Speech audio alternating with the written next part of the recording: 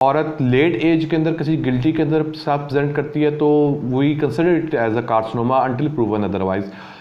उसको ख़ास तौर पे अगर उसकी हिस्ट्री में आ रहा है कि उसके डिफरेंट जो घर के अंदर ख़वातीन औरतें हैं, उसके फर्स्ट डिग्री रिलेटिव्स हैं, माँ बहन या खाला या जो उसके फर्स्ट डिग्री रिलेशनशिप है, उनके अंदर अगर कैंसर की हिस्ट्री मौजूद है तो उसमें ज़्यादा शक होता है कि इसके अंदर ये गिल्टी कैंसर की गिल्टी ही होगी।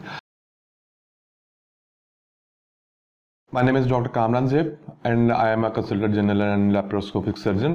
Currently I am working in Jinnah Hospital Lahore as an assistant professor of surgery, and basically I am in this field of surgery from the last more than a decade. हर छाती की guilty cancer नहीं होती।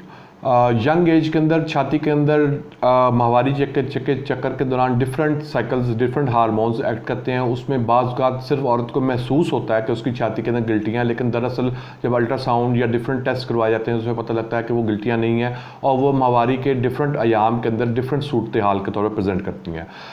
Most common जो young बच्चियों के अंदर fibroadenoma present है, guilty के तौर पे किया जाता है। अमूमन लोग परेशान हो जाते हैं कि ये कैंसर है। उसमें सिंपल हम अल्ट्रासाउंड और एफएनसी दो टेस्ट हम करवाते हैं, उससे हमें आइडिया हो जाता है कि कैंसर है कि नहीं है। जब औरत लेट एज के अंदर किसी गिल्टी के अंदर साथ प्रेजेंट करती है तो we consider it as a carcinoma until proven otherwise. उसको ख़ास तौर पे अगर उसकी हिस्ट्री में आ रहा है कि उसके डिफरेंट जो घर के अंदर ख़वातीन औरतें हैं, उसके फर्स्ट डिग्री रिलेटिव्स हैं, माँ बहन या खाला या जो उसके फर्स्ट डिग्री रिलेशनशिप है, उनके अंदर अगर कैंसर की हिस्ट्री मौजूद है तो उसमें ज़्यादा शक होता है कि इसके अंदर ये गिल्टी कैंसर की गिल्टी ही होगी। या अगर स्किन के ऊपर कोई चेंजेस आ गए हैं उस गिल्टी की वजह से, या निप्पल अंदर इरिटेट कर गया, या कोई डिस्चार्ज ऐसा आ रहा है, या बगल के अंदर भी गिल्टियाँ महसूस होने लग पड़ी छाती गिल्टी के साथ, तो उस सूरत में हमें ज़्यादा शक होता है कि गिल्टी हो, ये कैंसर की गिल्टी है। अगर माहवारी का चक्कर आपका जल्दी शुरू हुआ है, लेट बंद हुआ है, और वो औरतें जिनके कोई औलाद नहीं है, उनके अंदर ज़्यादा शक होता है कि ये कैंसर की ही गिल्टी है। जैसा कि मैंने आपको पहले बताया कि इसकी तशख़ीस शुरू होती है मरीज़ से सवालात पूछने पे और उसका मुआयना करने पे। पहला स्टेप हमारा ये होता है। दूसरा स्टेप उम्र के लिहाज से, मरीज़ अगर 40 साल से कम उम्र का है, उसकी छाती छोटी है, तो उसमें अल्ट्रासाउंड करवा के देखा जाता है कि क्या ये गिल्टी एक ही गिल्टी है या और गिल्टियाँ मौजूद हैं, और इस गिल्टी की क्या सूरत हाल है, क्या बगल में गिल्टियाँ मौजूद हैं कि नहीं है। और अगर 40 साल से ऊपर की औरत है और छाती का साइज़ छोटा है तो उसमें हम मैमोग्राम करवा के इसका तशख़ीस करते हैं। तीसरा स्टेप जो हमारा होता है वो ये होता है कि इसका सुई के ज़रिए या इसका थोड़ा सा मवाद लेकर देखा जाता है, हिस्टोपैथोलॉजी करवाई जाती है कि इसके अंदर जो सेल्स हैं क्या वो कैंसर के सेल्स हैं या वो आम सेल्स हैं, ये गिल्टी सादा गिल्टी है या कैंसर की गिल्टी है। तो बेसिकली ये 3 स्टेप्स होते हैं जिससे हम कोई भी छाती के अंदर गिल्टी के साथ आए तो ये 3 स्टेप्स से गुजर के ही हमें आइडिया होता है कि ये सादा गिल्टी है या कैंसर की गिल्टी है। सादा गिल्टी का इलाज तो सिंपल चीरा लगा के आप गिल्टी को बाहर निकाल देते हैं। जो अलबत्ता वो बायोप्सी के ऊपर अगर ये आए कि इसके अंदर कैंसर सेल्स मौजूद हैं तो उसके तरीका इलाज थोड़ा सा डिफरेंट हो जाता है।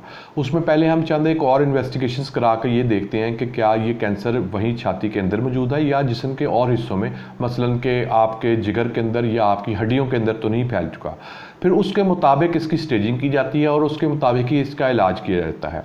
इलाज के लिए 3 चीज़ें मौजूद हैं जो तीनों ही बेसिकली इसका इलाज होती हैं कि आप सर्जरी भी करते हैं और उसके बाद शुआएँ, या उससे पहले चंद लोगों के अंदर उससे पहले शुआएँ और कीमो वगैरह दी जाती है, बाज़ लोगों के हम सर्जरी करने के बाद शुआएँ और कीमो वगैरह देते हैं।